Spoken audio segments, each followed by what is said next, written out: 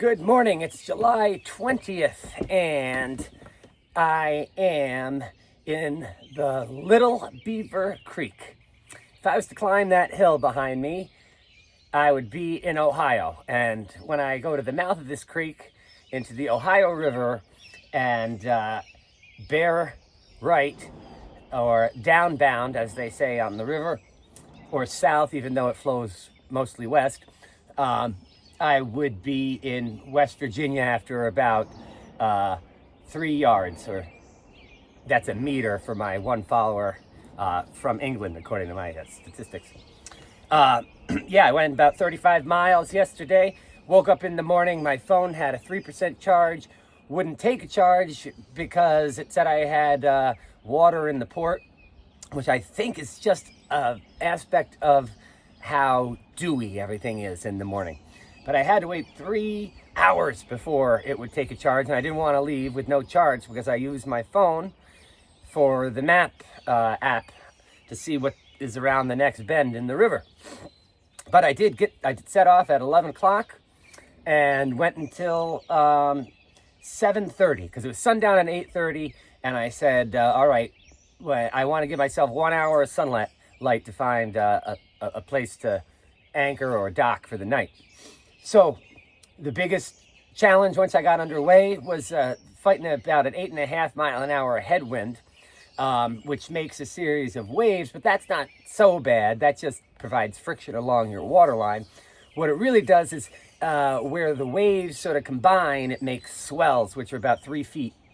And that really sends your bow up and down and up and down, and you might as well be hitting the brakes every few seconds. And it was a Sunday. It was a nice day, so there's a lot of recreational traffic out there, and every time a speedboat goes by and sends a wake my way, I got to stop going forward and go at about a 70-degree angle into that wake.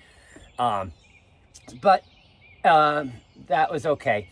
Then the other big challenge, the other sort of challenge was I went through 3 locks. The first 2 were okay.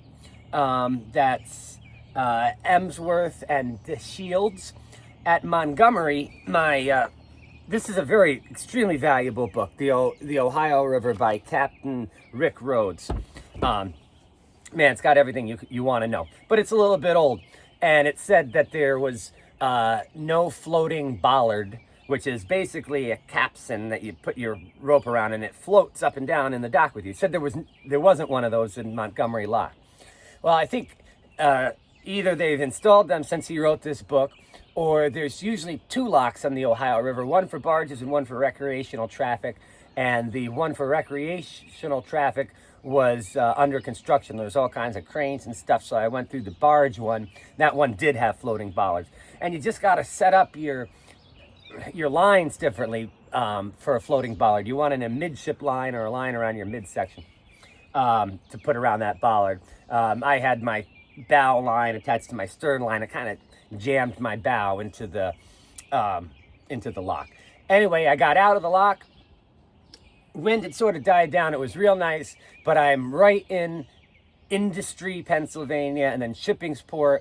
There's a nuclear power plant there with 5 massive, silos, tugboats going left and right. I didn't even want to throw an anchor kind of along the shore because I was going to get rocked all night. So I happened to find Little Beaver Creek, which has a little boat launch sort of up the creek around a bend. But there's all kinds of people there, and it didn't even look like they had dock cleats on the creek. So I went up, threw an anchor. It's my first night anchoring, peaceful as heck. Absolutely no service out here. So I was forced to write and not scroll the internet, and it was beautiful. Shout out to Time, kid who signed my boat last night. He came down, I'd say probably 15 kayakers came down after sunset. I mean, I could only see them because of the reflection of their wake off the water, reflecting the ambient skylight, which would make little white kind of triangles. So that was cool. He came over and signed the boat. Interesting things I passed yesterday. McKee's Rocks was an interesting spot for it. It had extremely low water, and it was with very a lot of difficulty in 1803 that Meriwether Lewis was able to get his keel boat across a 30-foot section of very low water. Required all hands to carry that boat down there.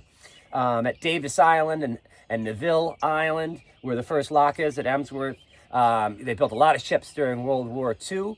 And I was marooned with my friend Sam there in 2018 for about 10 days because Hurricane Florence had come down. We went on one side of the island for the night, and we could not get back around the other island because of the turbulent current. And actually at Montgomery's lock, there was a horrible accident there on the night of January 9th, 2005. A tugboat, the tugboat MV Elizabeth M, was pushing 6 coal-laden barges and came up out of the lock and into a 12-mile-an-hour current, and it ripped 2 of the tugs out. And the tugboat captain tried to go and grab them before they went over the dam, but he was not successful. And the tugs and the tugboat and the barges went over, and 4 people drowned. So that was terrible. So today I'm going to head out, and my goal is Wheeling, West Virginia. It's supposed to storm on Tuesday, so I want to find a good port. So that's another 30 miles or so downstream. And that's basically it. I'm all fueled up. I got to stop and maybe find a place to get some more gas, but I should have enough. I think I got about a 70-mile range at the rate that I burn fuel. Well, hope everybody is enjoying themselves back home, and you have a nice day in the office. It gets a little cold here at night and so dewy that everything is just literally covered as though it rained. So I might have to do something about that. But enjoy your work week, and this is Dallas Trombley broadcasting from Little Beaver Creek, signing off.